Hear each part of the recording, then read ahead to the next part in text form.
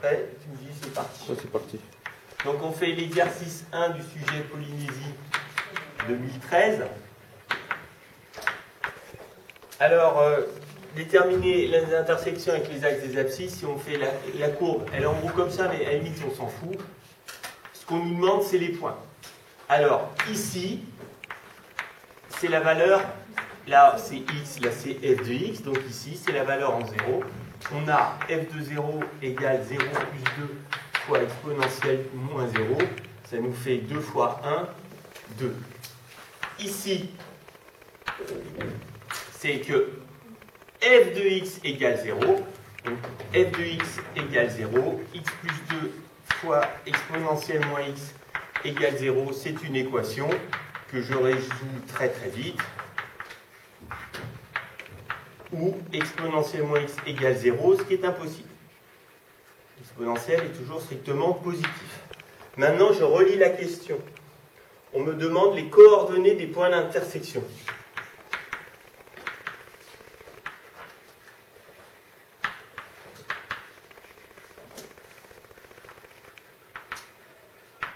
En limite, je peux les appeler A ou B.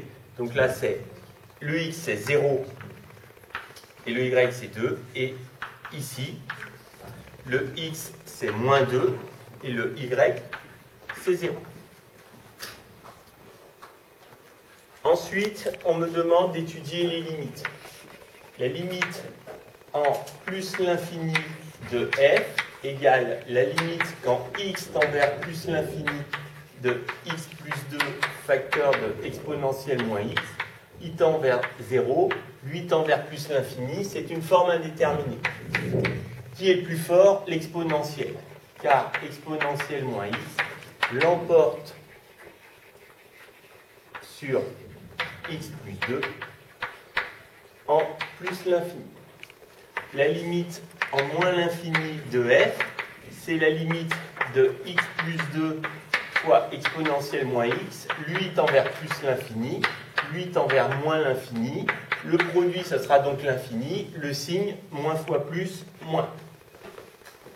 Ensuite, on a que f de x c'est la forme u fois v, avec u égale x plus 2 et v égale exponentielle moins x, donc f' de x égale u'v plus v' égale u' c'est 1, exponentielle moins x, plus la dérivée d'exponentielle moins x, c'est moins exponentielle moins x, c'est la formule exponentielle u, sa dérivée c'est u'eu, fois x plus 2.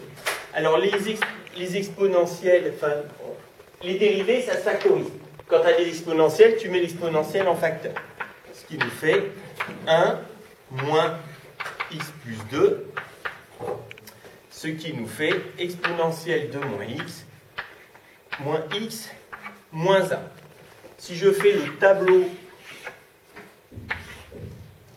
de variation, donc les nombres importants, moins x moins 1, c'est une fonction affine. Alors là, j'ai plus de place, tant pis. Moins x moins 1, elle est donc moins 1, elle est comme ça. Ici, c'est moins 1. Et il faut bien mettre, c'est une fonction affine. Donc c'est le cours de seconde. Donc là, elle est positive, négative. L'exponentielle, lui, est toujours positif car c'est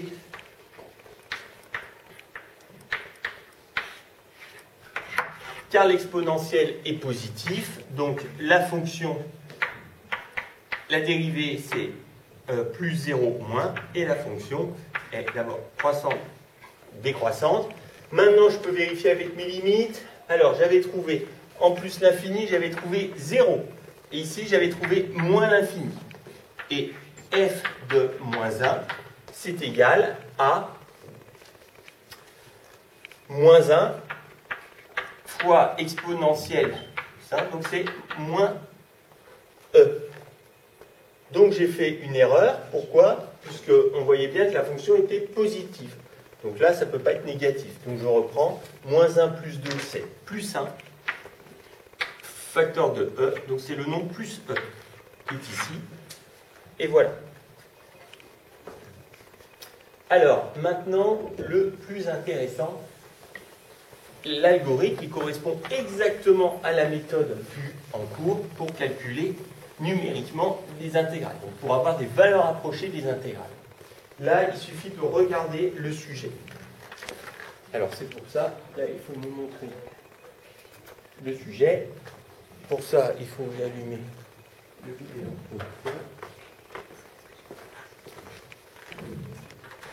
Pour exécuter l'algorithme, vous pouvez le faire avec... voilà. Donc, pour exécuter l'algorithme, dans l'algorithme, il y a deux variables, K et S. Donc, une bonne manière, c'est faire un tableau. Ça correspond à l'idée, le compteur, c'est la main, il fait 0, 1, 2, 3, 4. Et puis le S, c'est un nombre que je peux stocker dans ma tête. Mais comme vous êtes le jour du bac, c'est pas idiot de marquer les valeurs comme ça. Donc, par le cours, on sait très bien comment on fait. On a programmé cette méthode de 18 façons, enfin, on a programmé 18 méthodes différentes, toutes plus compliquées les unes que les autres. Donc ça, c'est les doigts dans le nez. Mais on va suivre le sujet. Donc, j'ai une idée en voyant le graphique, mais je peux exécuter l'algorithme sans même savoir qu'il y a un graphique correspondant, etc. D'ailleurs, c'est comme ça que marche la calculatrice. Le moins qu'on puisse dire, c'est que la calculatrice ne sait pas qu'il y a un algorithme, ne sait pas à quoi servent les calculs qu'elle fait.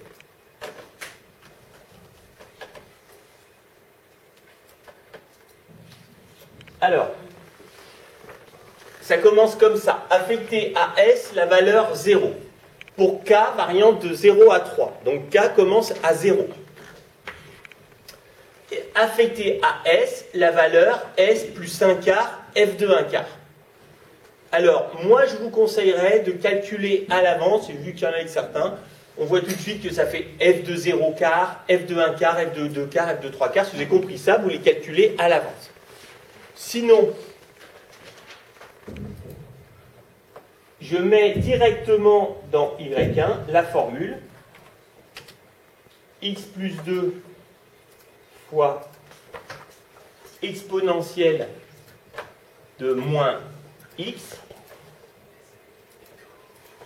Voilà. Et donc, du coup, si je demande, grâce au menu var, var y, je mets y1 de 0, j'ai la valeur de f de 0. Donc là, je peux écrire 1 divisé par 4 fois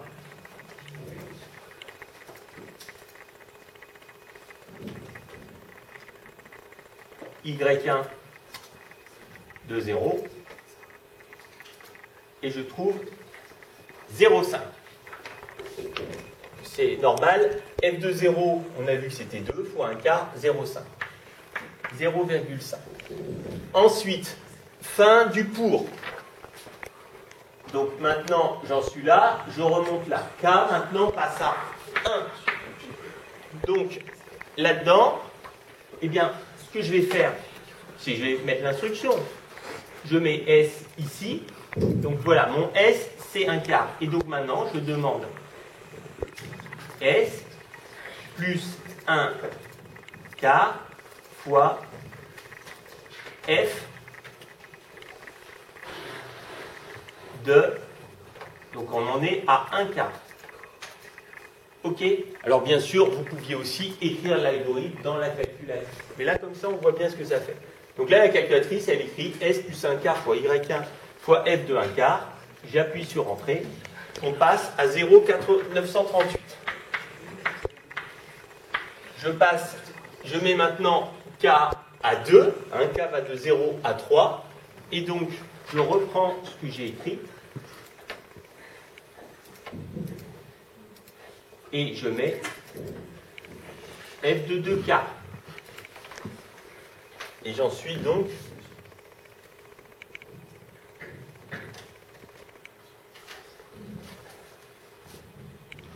je me suis trompé. c'est parce que je n'ai pas affecté les valeurs. Vous avez vu là, je ne comprenais pas pourquoi les nombres ne correspondaient pas, alors je reprends. Je mets d'abord 0,5 dans S. On avait vu que c'était la valeur du départ, hein, elle était là. Ensuite, j'avais fait pour un quart. Et donc là, c'est là où j'avais oublié d'affecter ça à S. Ensuite, je prends le nombre précédent. J'ai mis mes 2 quarts, mais là, S a changé de valeur, ce qui n'avait pas été le cas ici. Hein, ce nombre-là n'avait pas été mis dans S. Et je trouve 1,31.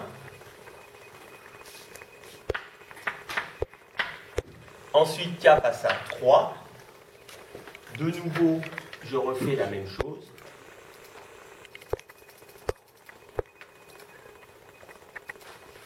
Et je tombe à 1,64. C'est ce que vous aviez trouvé aussi, j'ai vu.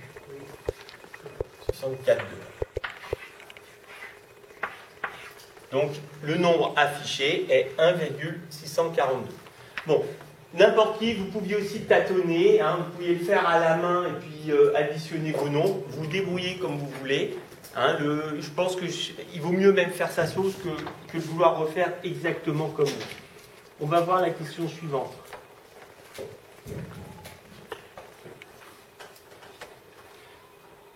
Donc, la somme des aires des n rectangles. Alors, on le voit ici, il y a 4 rectangles, parce qu'on l'a fait pour 0, pour 1, pour 2, pour 3. Donc, pour le faire pour n rectangles, il faut le faire, il faut modifier cette ligne-là, il faut dire pour k variant de 0 à n-1. D'ailleurs, si l'utilisateur me demande 4 rectangles, à ce moment-là, la calculatrice va faire de 0 à 4 moins 1, 3. Donc ça correspond bien. C'était de 0 à n-1. Il y a comme un petit piège. Maintenant, le calcul de la valeur exacte sous la courbe.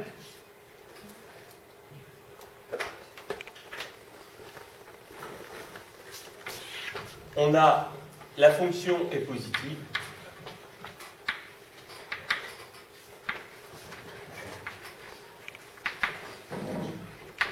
Sur l'intervalle 0,1. Donc, l'aire sous la courbe, c'est l'intégrale de 0,1 de f de x dx.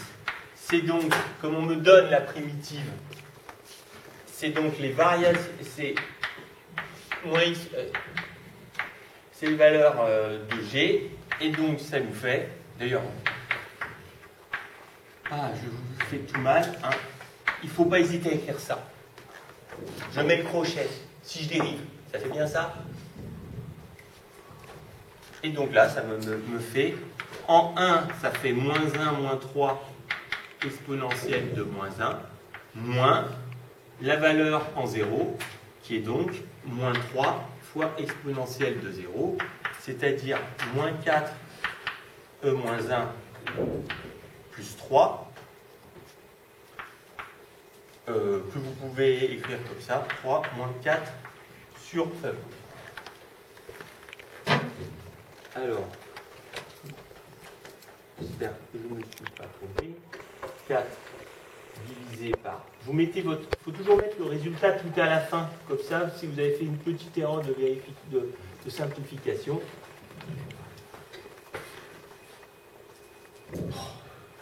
Alors, dans le corrigé, c'était combien? Je ne voulais pas distribuer. C'est bien l'intégrale de 0 à 1. De moins x moins 3.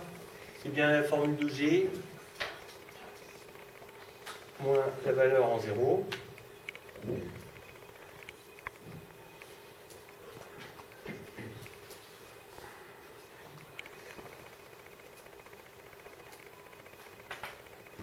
Alors, dans le corrigé, j'ai trouvé « 3 moins 4 sur 1 ». Exactement comme là. regardez ma formule. 3, je vous dis toujours, quand on fait une erreur, on regarde la calculatrice. Regardez, 1, c'est la calculatrice. Regardez ce que j'ai tapé. 3 moins 4 exponentielle moins 1. Et là, il y a marqué 3 moins 4 exponentielle 1. C'est typique du genre d'erreur bête que l'on peut faire le jour du bac. Voilà, 1,52. Alors, qu'est-ce que je regarde? Est-ce que c'est à peu près la valeur approchée là? Ouais. Hein. C'est pas terrible, mais on voit bien sur le graphique qu'il y a une grosse marge d'erreur. Hein, on voit qu'il y a tout ça comme erreur. D'ailleurs, quand on regarde, la calculatrice a calculé l'aire des 4 rectangles. Moi, j'ai calculé l'aire sous la courbe. Quel est le plus grand? C'est l'aire sous les rectangles. C'est bien ce que j'ai trouvé. 1,64 contre 1,52. D'ailleurs, ça correspond à la question. L'erreur, donc pour répondre correctement au sujet, donner une valeur approchée de l'erreur commise à 10.3. Donc, on fait donc l'erreur est de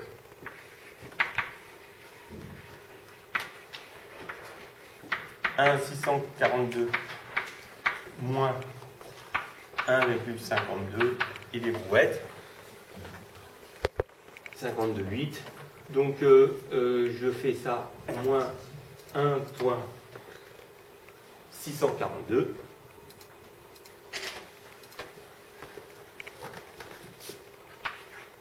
Elle est égale à 0,1180. Voilà.